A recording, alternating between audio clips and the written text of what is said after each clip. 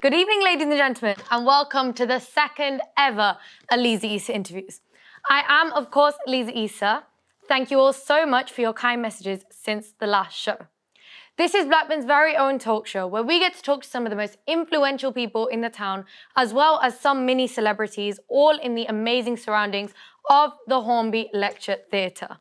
Now, it's the show right before Christmas and it's a magical time of the year. And what a year it has been. The One Voice magazine went totally glossy. The One Voice Awards dinner was spectacular. And someone had the harebrained idea to give me my very own show. Now we have a very special set of guests to sign off the last One Voice event for the year. Tonight, I'm speaking to the man who knocked Labour off their perch after 75 years in this town. Adnan Hussain is going to get the grilling of his life. Mind you, he's just a little bit older than me. I'm also speaking to the amazingly talented Aisha Seedat. She's a columnist in the One Voice Blackburn magazine. She recently got married. She lives in central Manchester. But most importantly, she is my go-to person for all places to eat and all things to do in Manchester. My first guest is a real-life superstar and not just in his own bed. Shabaz Ali has built up a page of over 2 million followers on Instagram and nearly 2 million on TikTok. And he averages about 100,000 views per post. Now, those of you who are new to social media, that is crazy. So without further ado, I'd like all of you to give a very warm welcome to Blackburn's very own Shabaz Ali.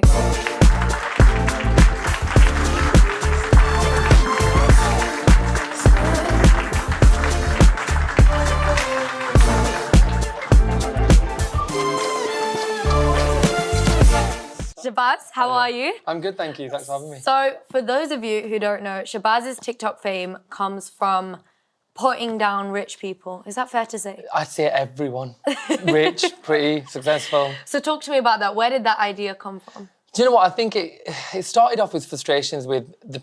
It's not just... I think a lot of people think, oh, he's just poking fun at rich people. There's nothing wrong with making money. There's nothing wrong with working class people working hard and making a better life for themselves. For me, it was this idea of how you present it online. So there's absolute perfection that's been presented online.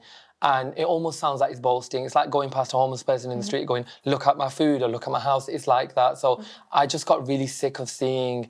For the last 15 years online, all we've seen is, look how perfect my life is, look what I have, I'm rich, you're poor. So that's where I'm rich, you're poor came from. So you were a teacher first as well. Yeah. How did all of this fit into teaching? Did you get inspiration from your teachers or your fellow teachers, your students? Yeah, I mean... Parents? Oh yeah, the parents.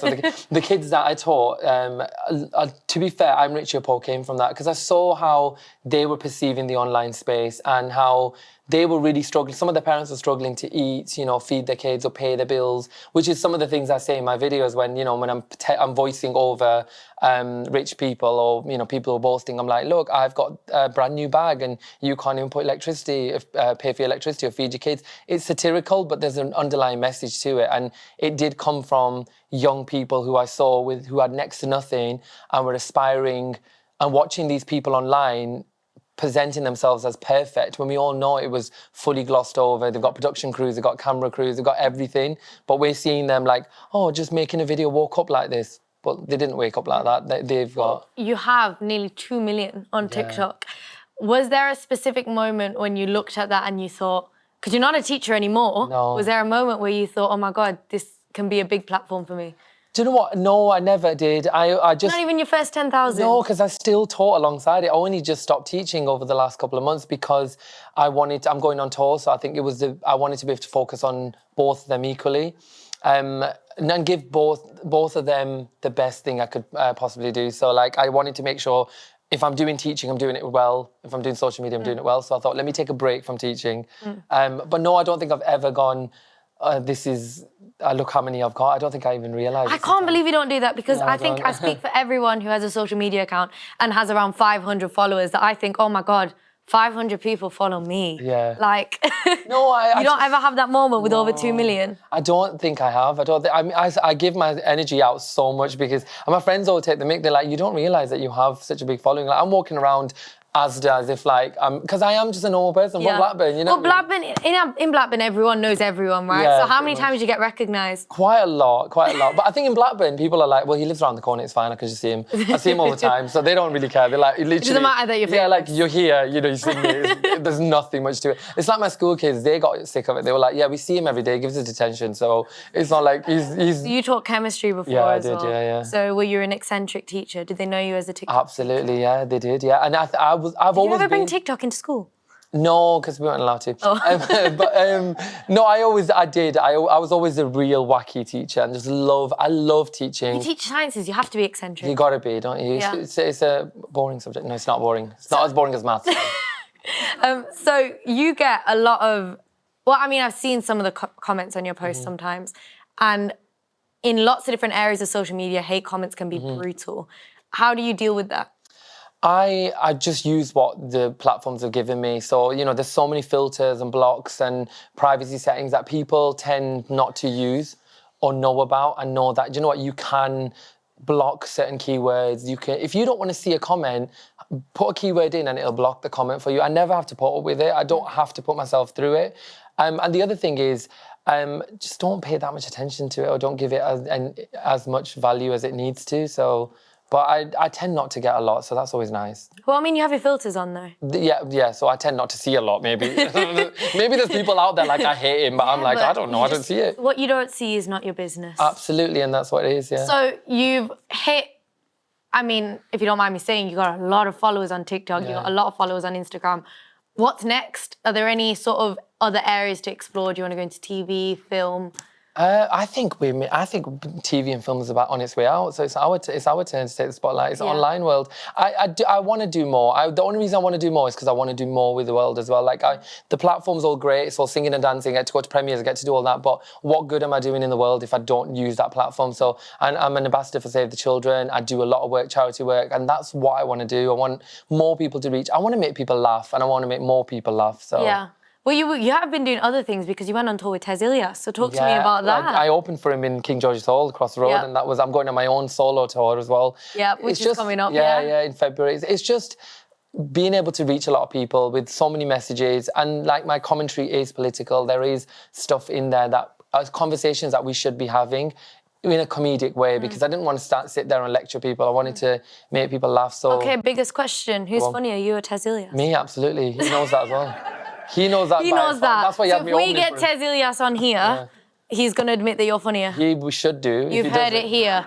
If he does, then he's in denial. That's what it is, isn't it? Is it? Yeah. So when you toured with him, what was that experience like? It was really fun. He's a great guy. Like and I love the community in Blackburn because we do look out for each other. I would hope we'd look out for each other more. But as a comedian, I thought, you know, he's established comedian. He's been doing it for years, like around the circuit. And I would have thought he would have been a bit standoffish, this, you know, new guy coming on from literally his bedroom to standing on stage. But he's been so warm and so kind. So a lot of people, and I love that about Blackburn because we just, you know, that's us. Best crowd you'll find as well, right? Yeah. Oh, the Blackburn crowd were brilliant. They were just so much fun. So talk to me about your own tour.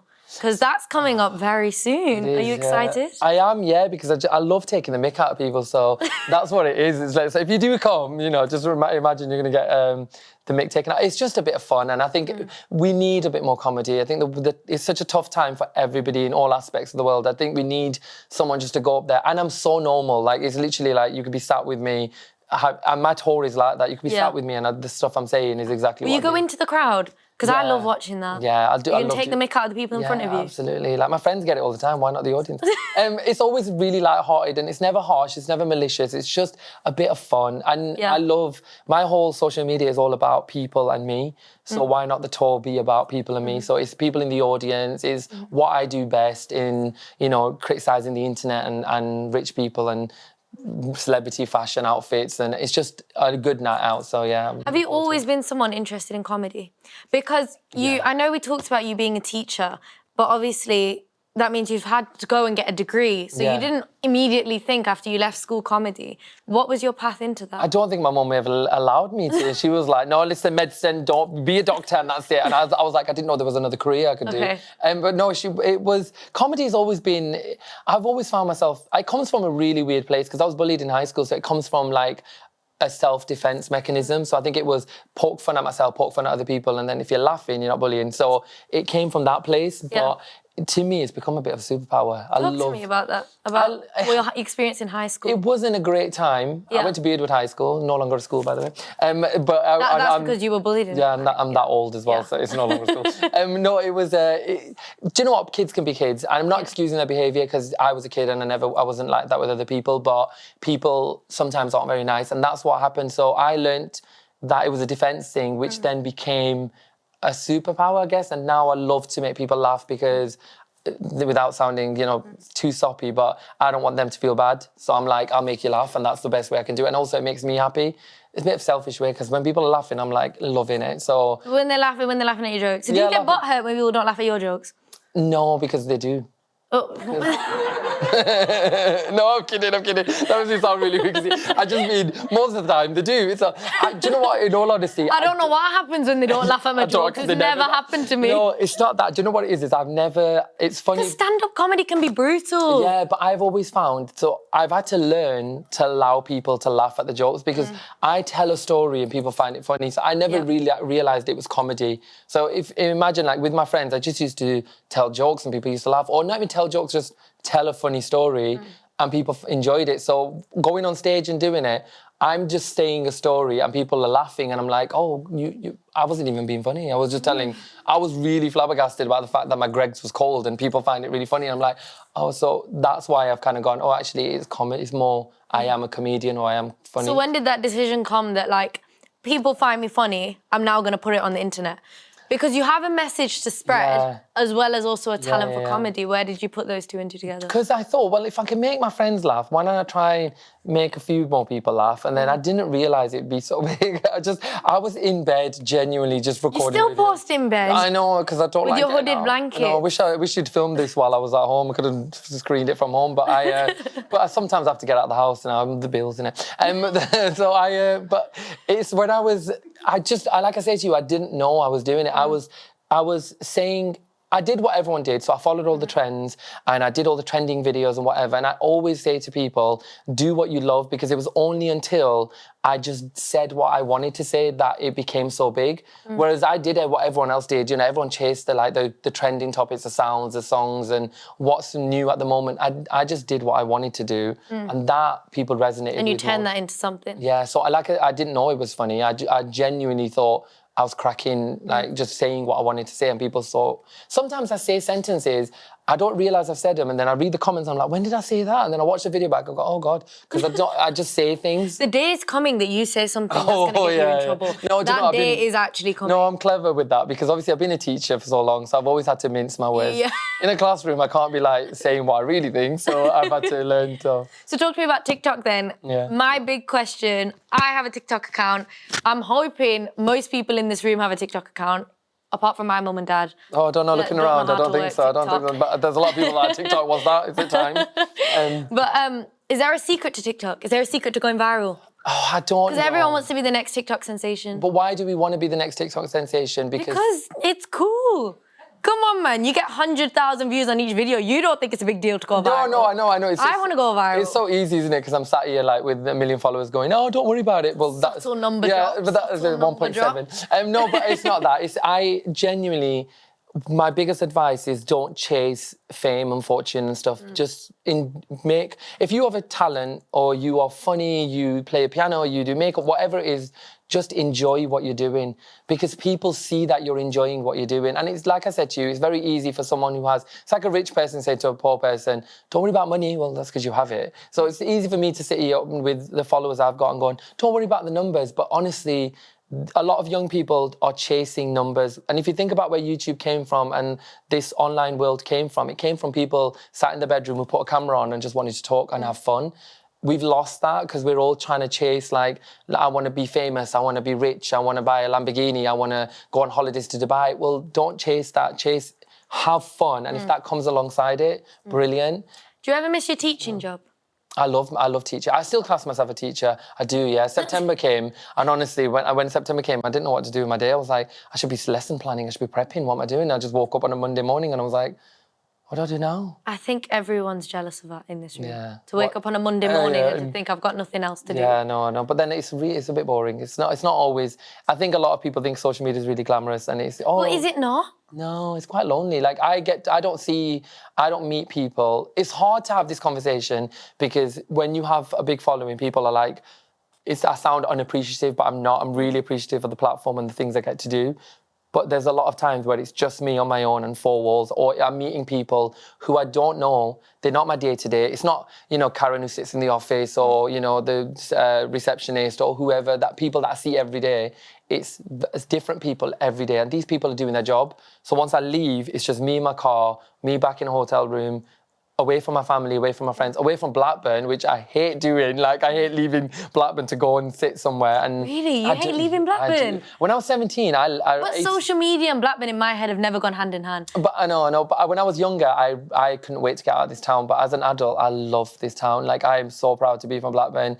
Everything that I hated about being from Northern Town, the working class background, my accent, everything I'm so proud of now because it's everything that's been applauded. So my accent, people across the world love it. Being a working class person, I'm able to advocate for so many people.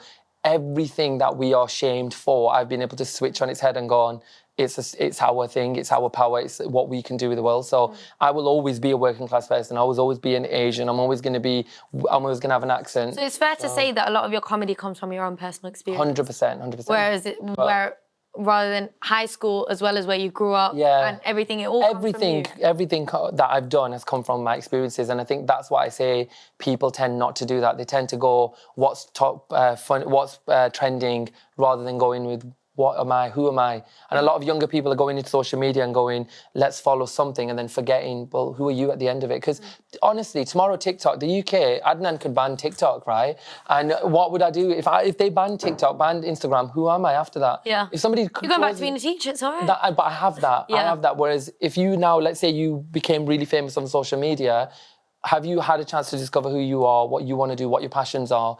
No, you've just followed. Do you think kids being on social media is a problem then? I don't think it's a problem. I encourage, but I also encourage have something alongside it.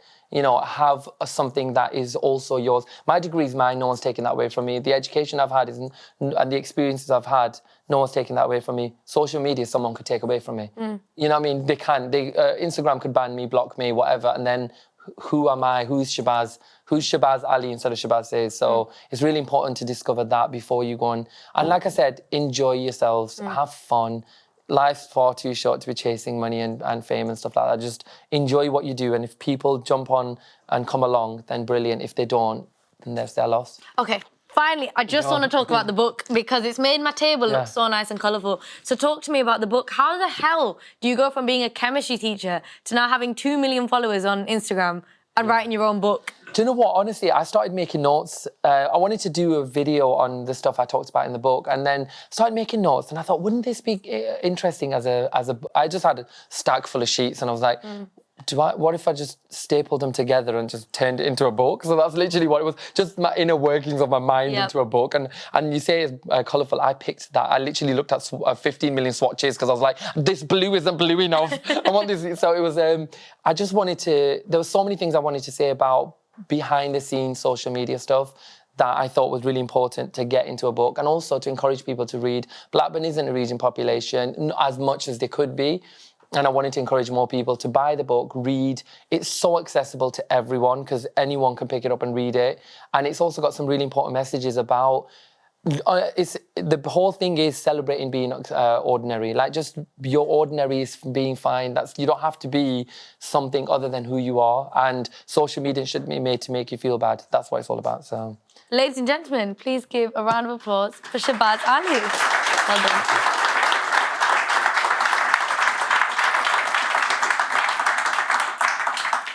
My next guest is somebody who's been a part of One Voice Blackburn for over 10 years now. She started off as a West End girl way before the group became synonymous with female empowerment and doing some crazy things like hosting major events and jumping out of aeroplanes. Aisha now works in marketing and lives in central Manchester and is the embodiment of everything we believe in here at One Voice. So ladies and gentlemen, please give a warm round of applause to ex-Plegate student Aisha Seedat.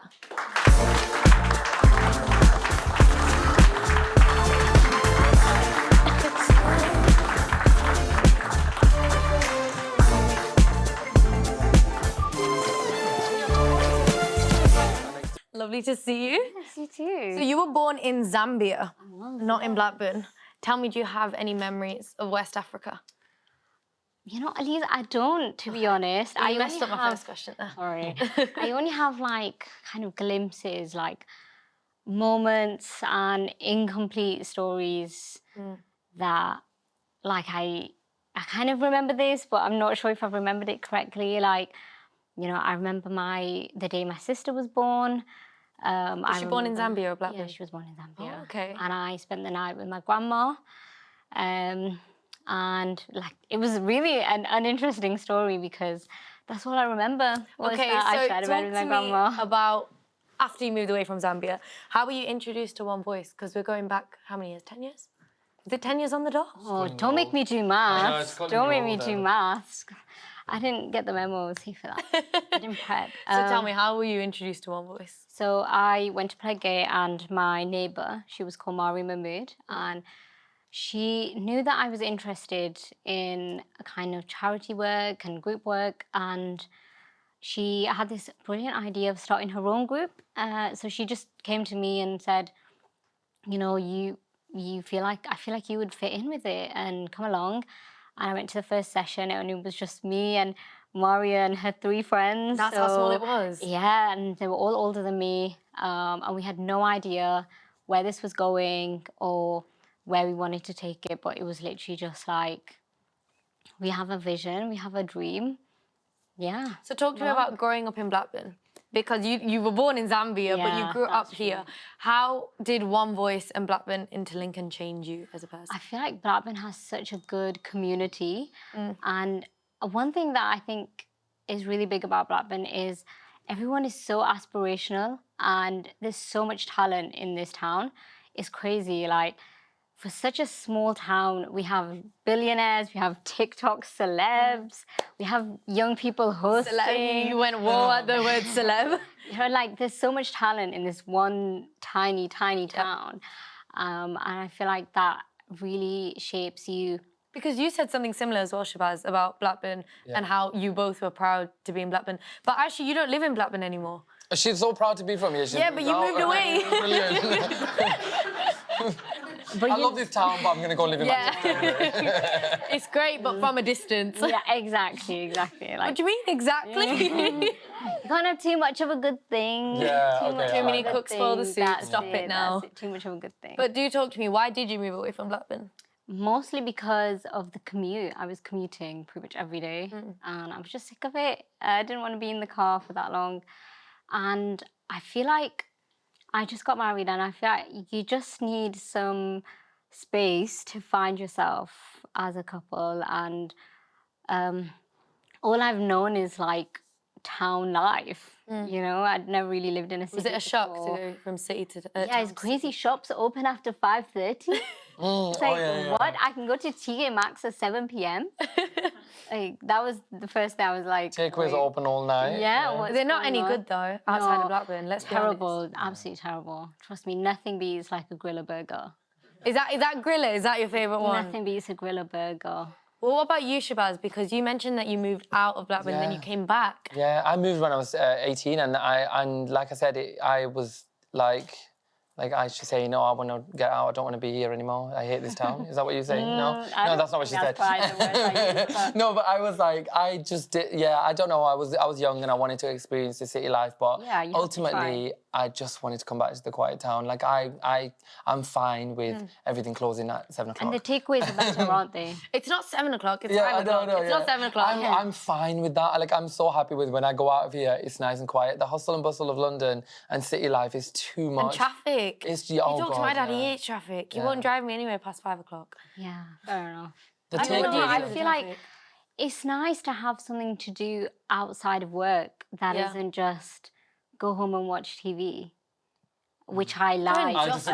We don't just I like do that. Manchester. Come on. That Manchester has like so much, so many like after work activities. It's like, you know, you can go shopping. There's, you know, things open till 11 o'clock at night. You know, there's so many like game places. There's parks open till late. Like, Speak to Adnan, get some more parks and That's places it. and stuff. That's what it is. Adnan. Yeah.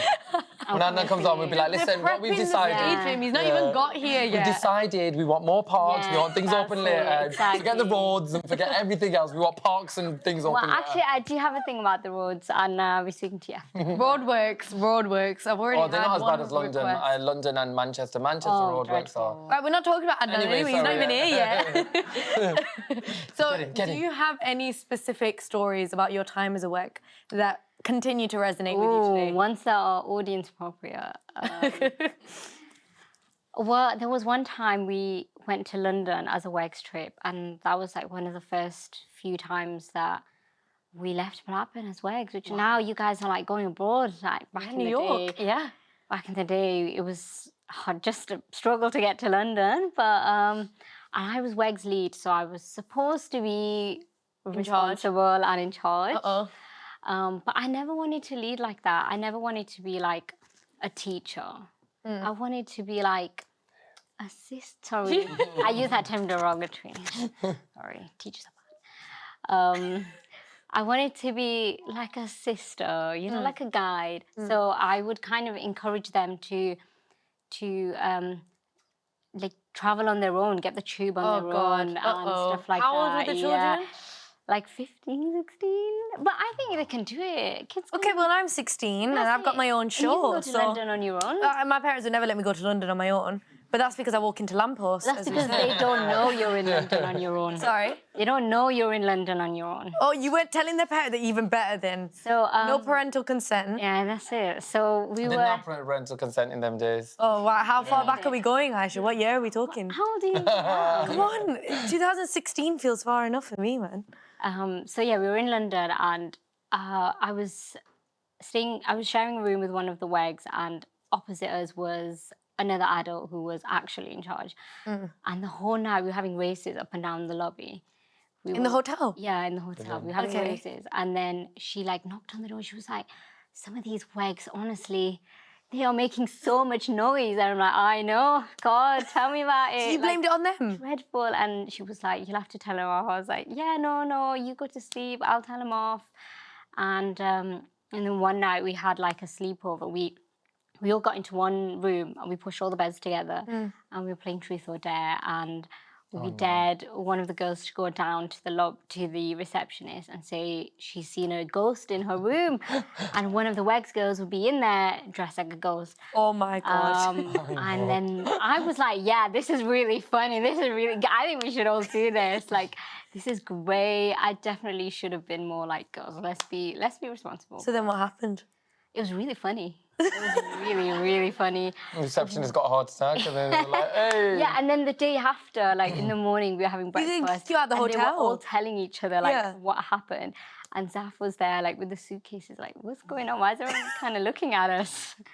Yeah, no, I feel like I never wanted WEGS to be like school. Yeah, I wanted it to be fun, and like I kind of always wanted the girls to do the thing that they love doing.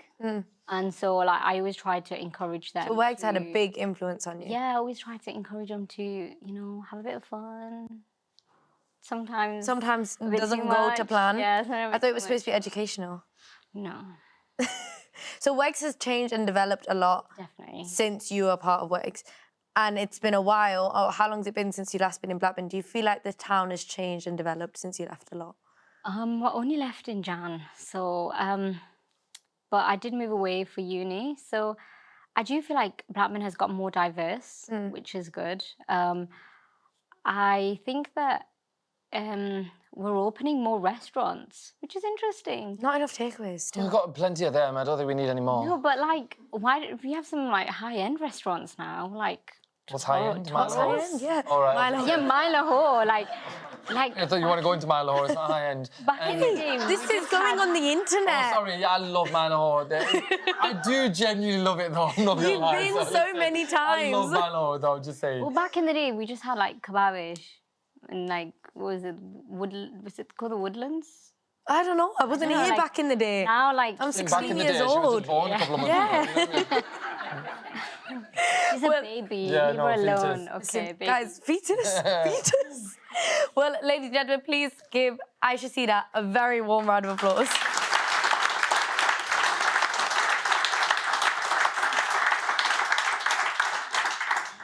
Now, where has 2024 gone? It has just absolutely flown by.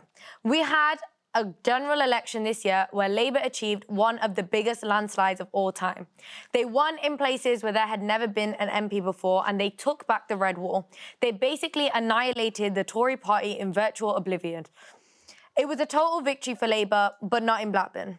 For the first time since 1939, Labour lost power. Kate Holland lost the election by the tightest of margins. Adnan Hussain became the first South Asian independent MP for Lancashire and overturned a 17,000 Labour majority. The result was announced at 4:40 a.m. Ladies and gentlemen, please give a warm round of applause to your MP, Adnan Hussain.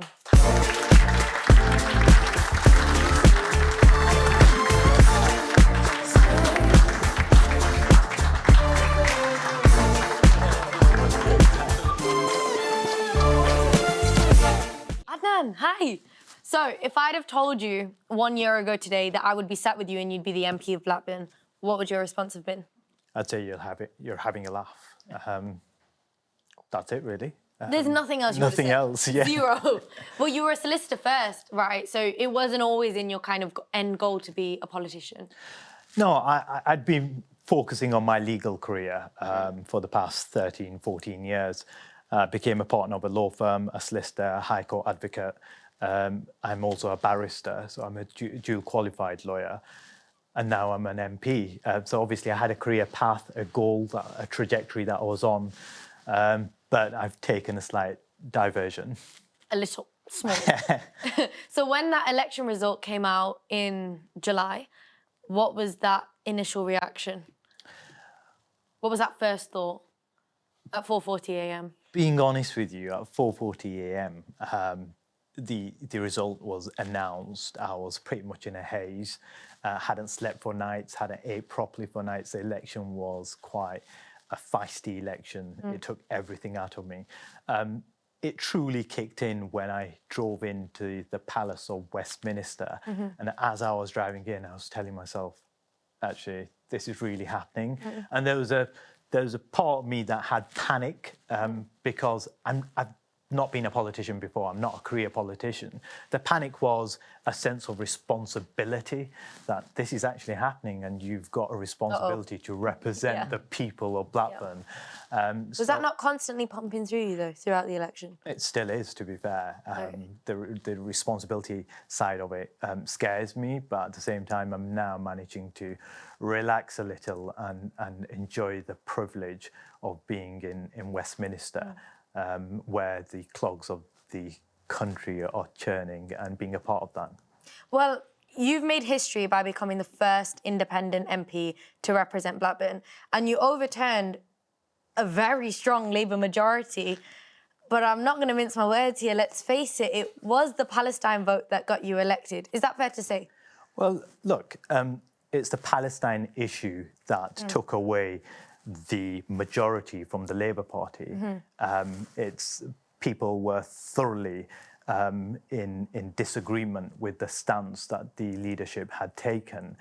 Hence the reason for why so many people walked away from the party. But that said, my campaign did heavily focus on Blackburn, the issues that we have here as well. I mean, I found that Blackburn does and has had racial divisions, and it's something that the town or indeed the Labour Party over the past decade or so hasn't really focused on. I believe we've got the people, we've got the creativity, we've got the talent, yet we're seeing our younger generation, once they've been through university, moving to other towns and cities. I believe Blackburn can be as good. It can be as good, if not better, than Manchester.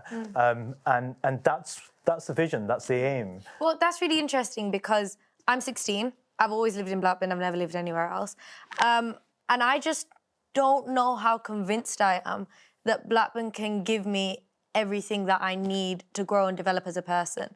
I feel like it makes more sense to go to uni, similar to what Aisha's done, and then like Shabaz, come back when I've kind of had that experience outside. What's your response to people who say that? Well, look, going away to university is an experience that many youngsters have, and it's good to do.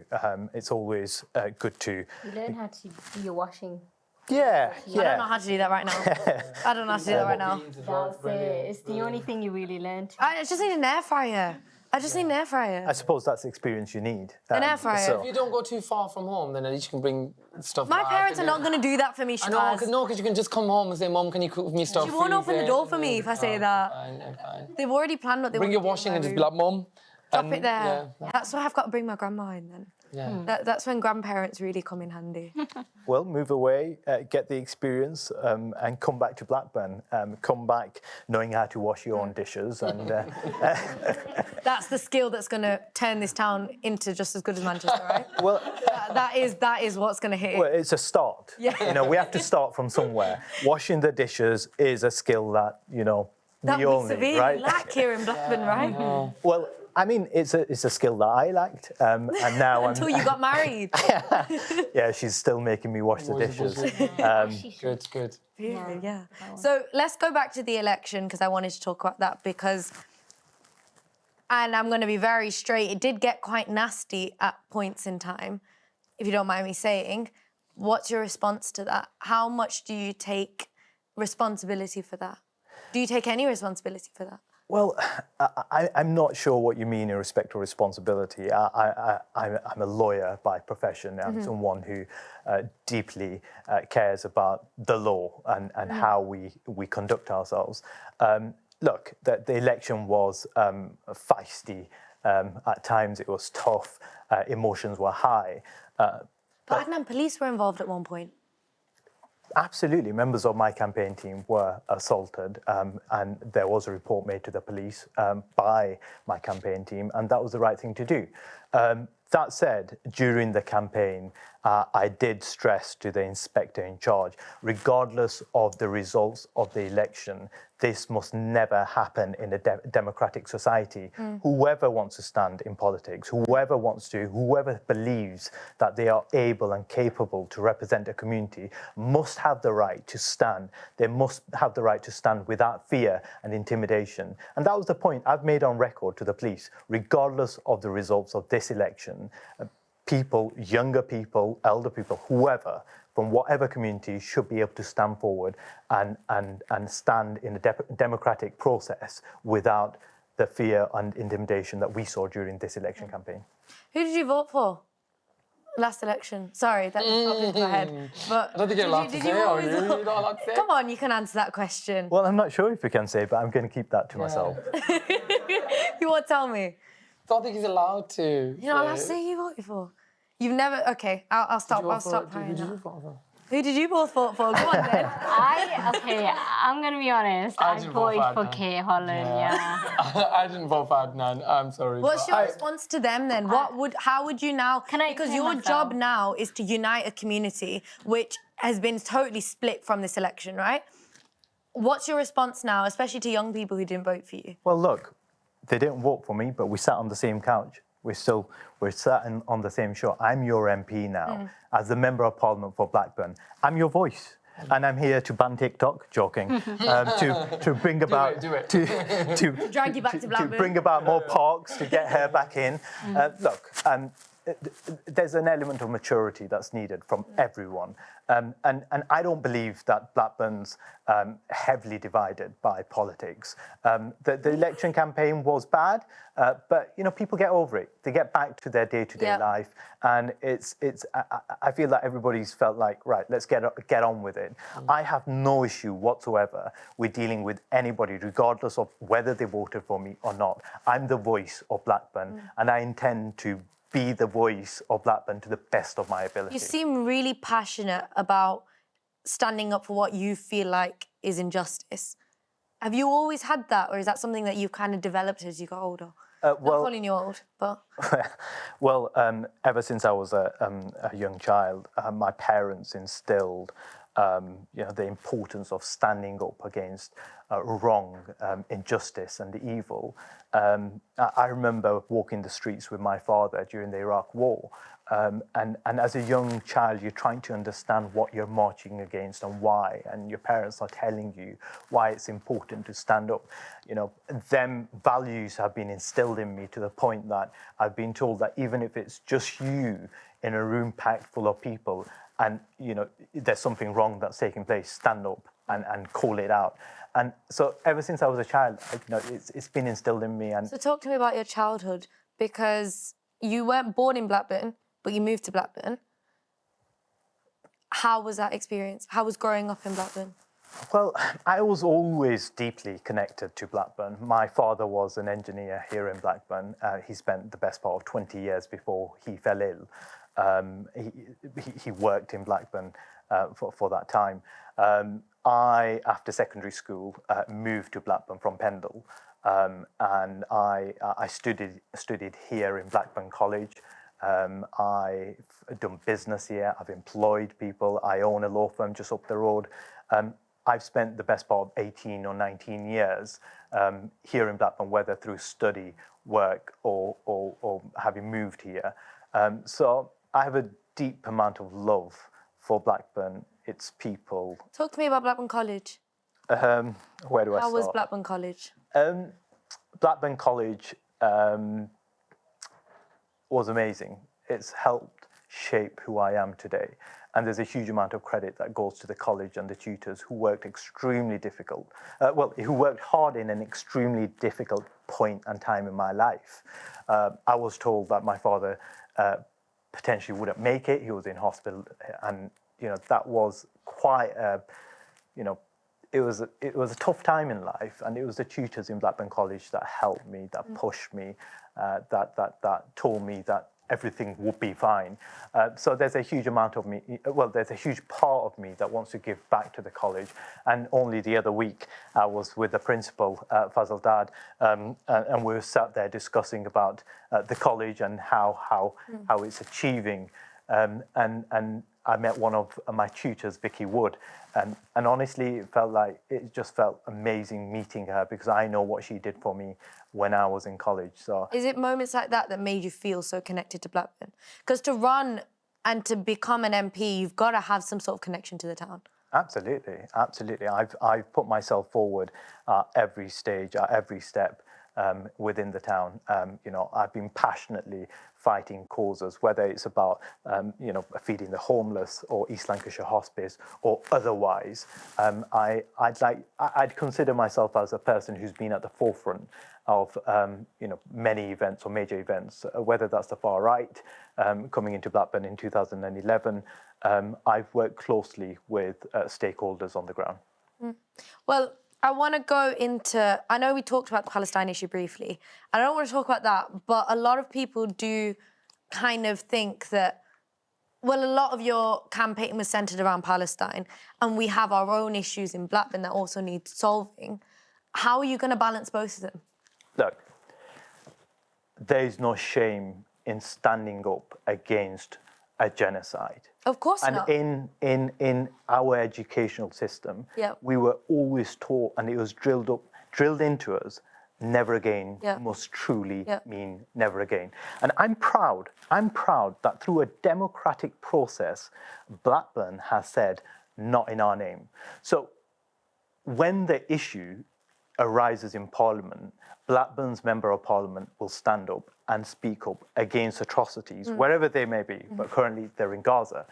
And Parliament doesn't sit every day and discuss foreign affairs. I'm still there. I'm talking about, winter fuel allowance. I spoke on the assisted suicide bill, whether that's antisocial behaviour taking place. I spoke about devolution just the other week.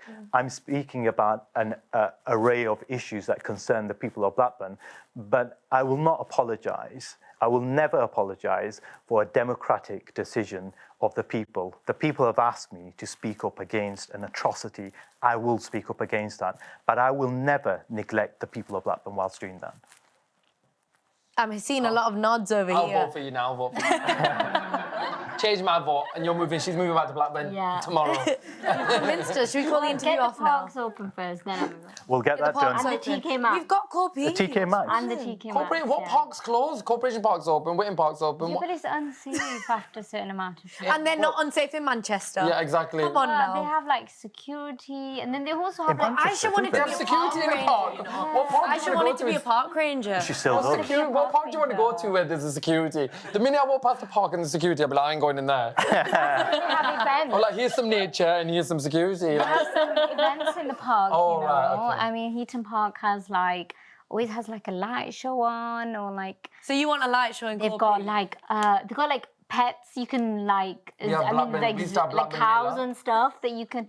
We don't have that anymore. we have the That's what fun I'm fair. saying. We have the big fun fair at Whitton Yeah. Park. Are you kidding me? We had bonfire night. Yeah, and I did go to Weird. that. Okay, good. And I came Yeah, to that. good, I came from Manchester. welcome back. to Welcome come back. to Okay. Well, I just wanted to say on that, one of my key aims is to bring about that hustle and bustle that we once did have in Blackburn.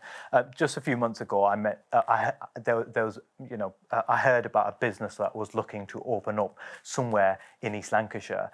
Immediately, I held a meeting with them, and just the other week, I was at their opening here in Blackburn. I'm looking to introduce and invite as many new businesses as possible to take up our empty spaces and shops, and that's how we're going to get that. Our high street. Can we is- just high can we put a ban on like any more takeaways and stuff, or any That's more it. dessert places? My That's God, I don't know how many waffles I can eat. No. The new waffle hang place on, open hang every on, other This day, is my man. show. Hang on.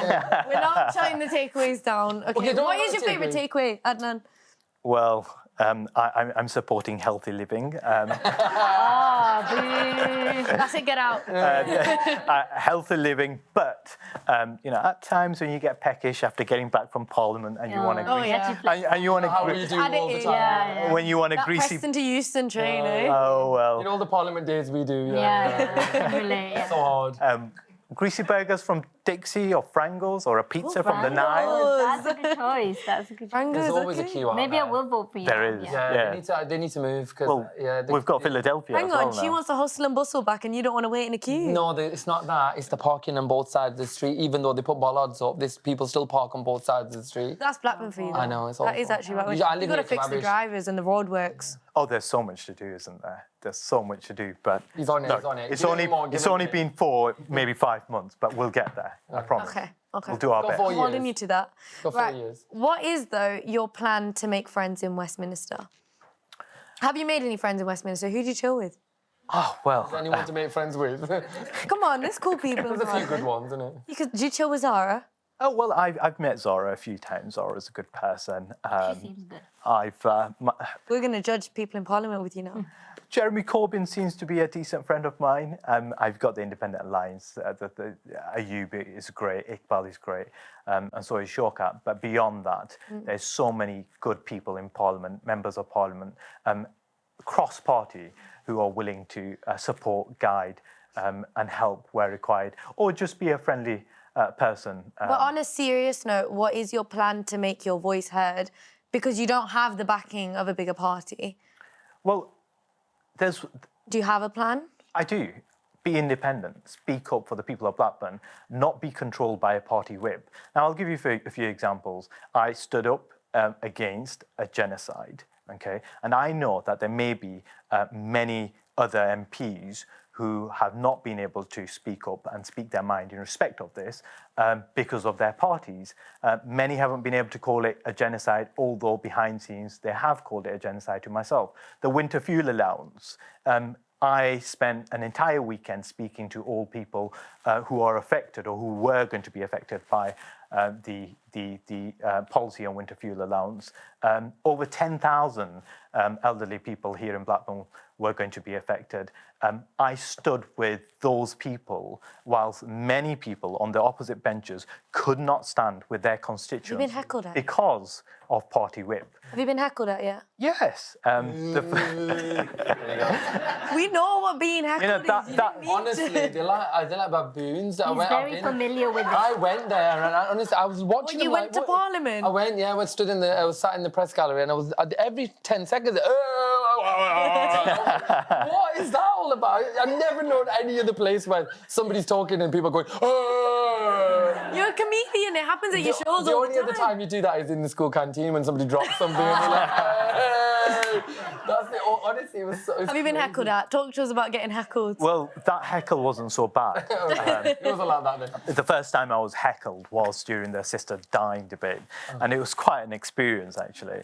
I intervened, and the point that I was going to make is we've got to be careful in moving towards a utilitarian state. And I felt that we were neglecting some of the most vulnerable people in our society. Over 44,000 terminally ill pensioners were losing their winter fuel allowance. And I was about to make a wider point, but all of a sudden, as soon as I mentioned winter fuel allowance, there was a huge Shabaz. and imagine 400 of those heckles all at once. So bad. And I was Did you shocked. cry? Did you just ask Adnan Hussain? I would have run out crying though. Yeah, Well, get the tissues out. Well, no. No. Tissues are staying there. Well, it was quite an experience, and I thought, wow. Was that your moment? That was my moment. Oh, have I got myself? And thank God the speaker stood up and intervened, and I just sat down. Well, you've had one now, so at least you know. I'm ready for the next one. Yeah, I'm ready for the next How is one. the Preston to Euston train? Because you don't live in, you've not got a place there either. You're still in a hotel. Right? I'm living out of a suitcase. People in Parliament are getting worried because they want me now to look for a place. But I have been taking the train. I mean, when I got married, I thought, right, honeymoon's got to be in London because I've got to get to Parliament. So I've not had an issue on the train like all the times that I've taken it so far. But the day that me and my wife travelled for the first time to London, we don't get a seat. We're stood for 2 hours and 10 minutes. This is like you just got married as well recently. Yes. This is her first impression of you. Yes. She thinks I'm mad. But Like, you're supposed to be an MP. I'm supposed to be going first class. Why am I stood on the train? yeah, she thought that. But we just stood there, just like numb. How did you explain that to her? Did you say sorry? But I Or did you told. just stand there? Well, I just stood there. I held her back. You told her this is what I'm going to fix. This is why. This is why we're going down. What I told her was this has never happened before. This is. It's the one time I'm with It's you. the one time. You're telling her she's your bad luck charm then, not taking you again. Well, It's you, and not me. it gets worse. It gets worse. I've never had a train cancel on me in all the journeys that I've done. And on the way back, we get to Euston and it says all the trains are cancelled.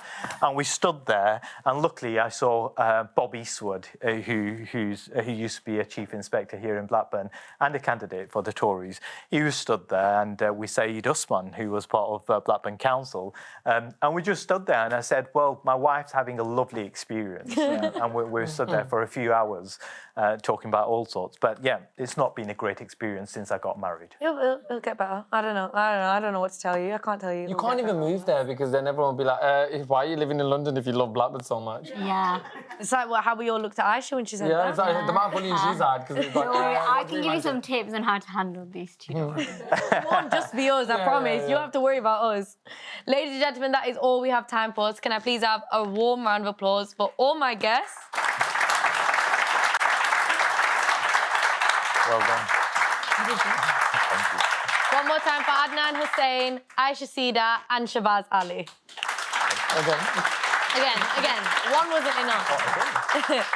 Now, if you want to be a member of the audience at my next show, please see our website below. Now, once again, thank you all to my guests. It's been a pleasure recording my second ever Aleeza Isa interviews, and I'll catch you in the next one. Thank you. That was good.